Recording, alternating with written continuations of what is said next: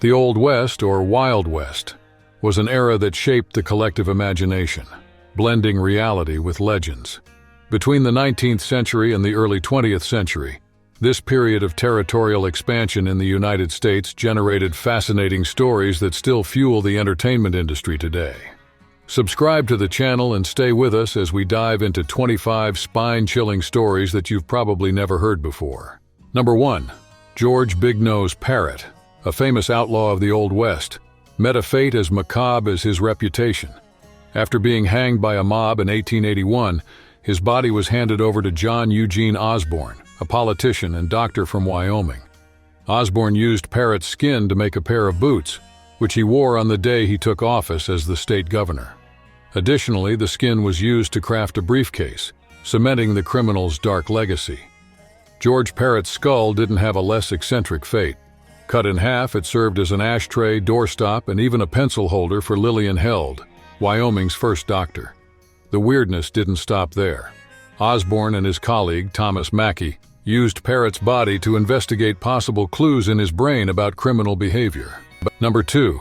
John Wesley Hardin was known as a ruthless gunslinger of the Old West, claiming in his trial to have killed 41 people. After serving over 20 years in prison, he was murdered from behind in 1895 by John Selman in a saloon in El Paso. In 1877, during a night of gambling and drinking in Abilene, Kansas, Hardin and farmer Charles Huger decided to rest in neighboring hotel rooms. In the middle of the night, Hardin was awakened by loud snoring from the room next door. Annoyed, he shouted for silence, but when he got no response, he fired several shots through the wall, killing Huger, who died without ever waking up. Number 3. Fort Griffin, Texas, was known as one of the most iconic places of the Old West. Founded near where Clear Creek meets the Brazos River, this small settlement became a true meeting spot for cowboys, gunslingers, buffalo hunters, fugitives, gamblers, and prostitutes. Its reputation earned it the nickname Babylon on the Brazos, reflecting the intense mix of characters and activities that took place there. Among the notorious figures who passed through Fort Griffin were gunslinger John Wesley Hardin, the legendary Doc Holliday, and his companion Kate, known as Big Nose Kate. The town represented the chaos and freedom that defined the Wild West's image. Number 4. Charles Airbulbs, known as Black Bart the Poet, was one of the Wild West's most peculiar stagecoach robbers. Born in England, he arrived in New York with his family in 1831. During the 1849 gold rush, he moved to Carolina, where his life took an unexpected turn. He began robbing Wells Fargo stagecoaches, one of the main financial service companies of the time. Black Bart had a unique style. His refined manners and love for poetry set him apart from ordinary criminals. After emptying the safes, he would leave poems as his trademark. Over his career, he carried out 28 robberies and even served time before retiring from crime and returning to New York, where he died in 1917. Number 5. In the Old West, whiskey wasn't just a drink. It was such an intense experience that it earned the nickname FireWater. Sellers used a bold demonstration to impress Native Americans. They threw the liquid into flames to show its high alcohol content. The drink's composition back then was anything but conventional. Made from a mix of burnt sugar, chewing tobacco, and raw alcohol, the whiskey was so potent that even the toughest gunslingers felt its effects. One shot was enough to make it clear that this was the West's most dangerous drink. Number 6. Elmer J. McCurdy, a bank and train robber, died in 1911 after a shootout with the police in Oklahoma. With no one claiming his body, he was embalmed by Joseph L. Johnson, the local funeral home owner, who saw an unusual opportunity. He dressed Elmer as an outlaw, put a rifle in his hands, and started charging a penny for each visitor who wanted to see him up close. Years later, 2 men claiming to be Elmer's brothers came forward to reclaim the body. Johnson handed over the corpse, but the story took another turn. Elmer ended up in a traveling carnival, becoming part of a bizarre attraction. Eventually, what was left of him was stored in a warehouse in Los Angeles, where he remained until being rediscovered in 1949. Only 27 years later was Elmer finally buried. Number 7. Although Jesse James is the name most associated with crime in the Wild West, many believe that his older brother, Frank James, was even more ruthless. The two formed the infamous James Younger Gang, which carried out a series of violent robberies, often resulting in the deaths of bank employees and civilians. After Jesse was killed in 1882, Frank decided to surrender. He turned himself in to the Missouri governor with a phrase that summed up his life: "I literally lived on the saddle. I never knew a day of perfect peace." Tried for his crimes, Frank was acquitted and spent the last 30 years of his life away from illegal activities, working various jobs until his death in 1915. Number 8. James "Killer" Miller, known as Deacon Jim, was one of the Wild West's most feared outlaws. Although officially accused of killing 14 men, some sources suggest his actual victim count could be up to 50. Among his most controversial acts, it's believed he was the killer of Pat Garrett, the man famous for killing Billy the Kid. Miller was a curious figure. Despite his bloodthirsty reputation, he didn't drink, smoke, and actively participated in Methodist church ceremonies, helping the priests. His reputation for being unbeatable was also true. He survived 4 gunshot wounds to the chest, thanks to a steel plate he used as improvised protection. However, his luck ran out in 1909 when he was hanged for his crimes. The Killer Deacon went down in history as one of the Wild West's most contradictory characters. Number 9. In 1870, a traveler took a break at a rest stop in New Mexico, between Elizabethtown and Taos. The place was run by Charles Kennedy, a burly bearded man, and his wife Rose, a woman of Ute descent.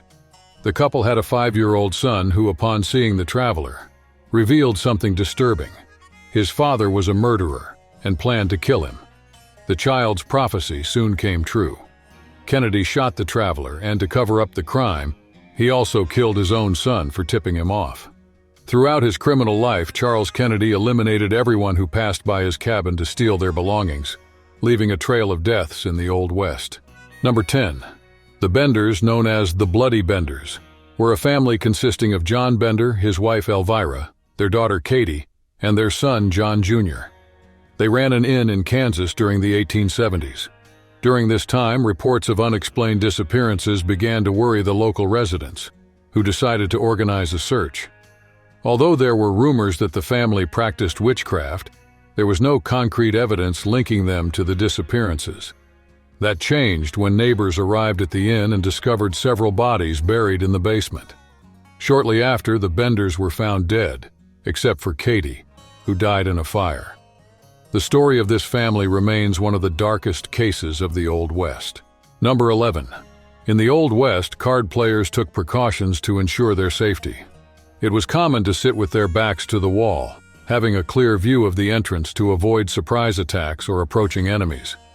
In 1876, James Butler Hickok, better known as Wild Bill, followed this rule at the Nutella and Mance Saloon in Deadwood, South Dakota.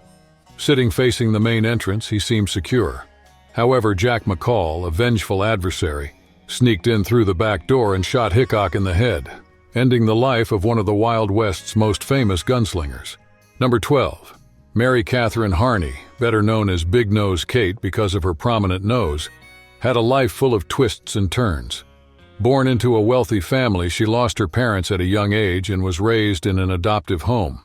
After becoming a widow, she moved to Texas, where she worked as a dancer and prostitute. It was there that she met Doc Holliday, the legendary gunslinger and gambler who would later become Wyatt Earp's partner in the famous OK Corral shootout. In addition to becoming his lover, Kate also took part in his schemes. In one of her boldest acts, she set fire to a barn to create a distraction, allowing Holliday to escape from prison and avoiding a longer sentence for him. Number 13. Scarves in the Old West weren't just a fashion statement. They were an essential part of daily life, alongside hats, guns, and horses. More than just accessories, scarves were multifunctional tools. They protected faces and lungs from dust during long cattle drives, prevented sunburns on the neck, served as a grip when handling hot pots, and even kept ears warm on chilly nights. Additionally, scarves could double as disguises. With a simple adjustment, a cowboy or gunslinger could turn it into a mask, hiding their identity for less noble activities like bank or stagecoach robberies. Thus, the scarf became a symbol of versatility and survival in a setting marked by the harshness of life in the Wild West. Number 14. Alice Ivers arrived in the United States in 1865 from England with her family. After leaving an all-girls boarding school, she settled in Colorado. It was there, amidst the bustling saloons of the region, that Alice learned to play poker, starting her journey in a saloon in Creede, which was owned by Bob Ford, known for killing Jesse James. With her card skills and undeniable charisma, Alice earned the nickname Poker Alex. She knew how to use her charm as a strategy, distracting opponents and attracting large crowds to the saloons where she played.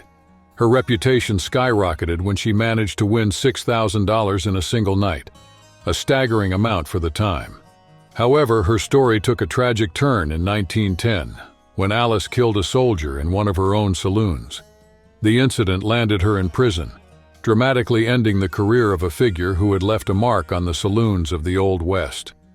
Number 15. Pearl Hart, born in Canada, was captivated by the allure of the Old West after watching a Buffalo Bill show. At 17, she decided to leave her home and head to Arizona, where her story took on remarkable turns. There she married Joe Wood, and together they formed a duo of robbers. In 1899, the couple carried out a daring stagecoach robbery. However, the adventure quickly spiraled out of control. Lost in the desert, they were captured, and Pearl became a prominent figure of the time. She was the second woman to commit such a robbery, but the first to survive the experience. While in custody, Pearl was imprisoned, but her time behind bars lasted only 18 months. At that time, prisons didn't have space for women, which earned her a pardon. Number 16. The Pony Express faced the challenge of covering over 3,150 miles on horseback, a daunting task even today. 160 years ago, this revolutionary fast mail service managed to accomplish the feat in just 10 days. Operating between 1860 and 1861, the Pony Express was designed to transport letters and newspapers at unprecedented speeds. The route stretched from Missouri to Sacramento, and to ensure efficiency, riders and horses were switched out every 12 miles. Although it was a milestone in communication at the time, the Pony Express lasted only 18 months. Despite its effectiveness in crossing the United States from the Midwest to the West, its promoters faced losses of $110,000. The failure occurred because the Postal Service preferred to continue using stagecoaches, leaving the Pony Express as a brief but memorable chapter in American communication history. Number 17. The idea of using camels in the American Army might seem odd, but in 1856 it seemed like a practical solution. Inspired by camel cavalry units used in Asia and Africa, the Army decided to test whether these animals could navigate the deserts of the western and southern United States. 66 camels were brought from the Middle East and stationed in Converde, Texas. The experiment was initially considered a success. The camels could handle long journeys in arid climates. However, problems soon arose. The animals were unresponsive to commands and gained a reputation for grumbling and constantly spitting, making them difficult to integrate into the troops. After the Civil War, the experiment was ended. The unit was disbanded and the camels were sold to circuses or released into the wild. Thus ended the brief and peculiar American attempt to incorporate camels into the Army. Number 18. The practice of scalping as a symbol of power and skill originates with the Apache Native Americans. This tribe, which gave its name to the mountain range in the eastern United States and Canada, adopted the tradition as a demonstration of combat prowess. Over time, the practice was also adopted by white settlers, perpetuating it as a brutal method of intimidation and expression of dominance. During the American Civil War, episodes led by William Bloody Bill Anderson brought this violence to the forefront. His Confederate guerrillas committed extreme acts, including murders marked by brutality. Number 19. St. Elmo's fire is an electroluminescent phenomenon caused by the ionization of air in intense electric fields. During thunderstorms, it appears as a glowing light, often seen on the masts of ships in ancient times, and was interpreted as a sign of good luck for sailors. In the Old West, however, the phenomenon took on a much scarier tone. On rare occasions, the light would appear on the horns of cattle, and sometimes on the ears of horses. This unexpected sight gave the animals a supernatural appearance, capable of frightening even the most fearless cowboys and outlaws. Number 20. Old West movies often portray cowboys as exclusively white, but the reality was quite different. It's estimated that 1 in 4 cowboys was black, playing crucial roles in the dynamics of ranches at the time. These men were responsible for activities such as herding cattle, branding and marking animals, taming horses, and participating in rodeos. During the Civil War, many white farmers who joined the conflict left their ranches in the care of enslaved people, who took over the full administration of the lands and the care of the herds. With the end of the war and the abolition of slavery, many of these freed men found work as cowboys, providing them with opportunities for sustenance and independence. Their presence profoundly shaped the history of the American West, even though it's rarely acknowledged in popular narratives. Number 21. In the Old West, bounty hunters needed to present the body of the wanted person to the authorities to receive payment, as depicted by Clint Eastwood in The Good, the Bad, and the Ugly. This usually meant transporting corpses over long distances, a tough and unpleasant job. With the advent of photography, this practice began to change. Bounty hunters started taking the bodies to photographers, who would capture images of the deceased as proof. To do this, the corpse was often propped upright against a wall while the photo was taken, ensuring that the evidence was accepted before the body hit the ground. Number 22. In the Old West, saloons were hubs of socializing and entertainment, but they also carried a high risk of violence. Frequented by gunslingers and other characters of the time, these places often became scenes of conflicts and shootouts. Despite the glamorous image popularized by movies with pianos and fancy decorations, the early saloons were actually flimsy tents that barely held up. One of the most famous, the Long Branch Saloon in Kansas City, still exists today as a tourist attraction. However, the original saloon was destroyed by a fire in 1895 and rebuilt years later, preserving part of its history in the Old West's legacy. Number 23. Tatanka Iotanka, better known as Sitting Bull, was one of the most influential Native American leaders of the 19th century. Renowned for his bravery in battle, he also stood out for seeking peaceful ways to resolve conflicts between his people and the settlers. Additionally, his deep connection with nature and animals reinforced the respect he earned among his tribe. After years of facing the advances of the United States and Canadian armies, Sitting Bull eventually surrendered and was confined to a reservation. During this time, he worked for 4 months in Buffalo Bill's Wild West show, where he performed horseback riding in the traditional Native American style. With the show, he traveled across North America and Europe but decided to leave the occupation, unable to adapt to the white way of life. Number 24. In the Old West, women were a rare presence in a society dominated by cowboys, gunslingers, hunters, and men of various trades. In towns, the ratio was 3 men for every woman, while in California, this difference was even more pronounced, reaching 9 men to 1 woman. To attract and entertain men in the saloons, women were hired to sing, dance, and socialize. Their main role was to keep the men spending money on alcoholic drinks, making the environment livelier and more profitable. Despite the stigma associated with these roles, not all were prostitutes. Many enjoyed respect and were treated with the dignity of ladies. Number 25. Geronimo, an Apache leader, is remembered as one of the most determined native chiefs to resist domination by the United States and Mexico. Born in Sonora, Mexico, he was taken at a young age to a native community located in what is now New Mexico. His life was marked by a constant struggle to prevent his people from being confined to reservations, challenging both the Mexicans and the Americans along the way. Despite his bravery, Geronimo was defeated. In the end of his life, he converted to Christianity and made a living selling bows, arrows, and autographed photographs. His journey symbolizes the resistance and forced adaptations that many native leaders faced during that time. If you're a fan of the Old West, share your stories and opinions in the comments. What's your favorite Western? Have you ever watched a show on the topic? Don't forget to like this video, share the link with friends and family, and subscribe to the channel.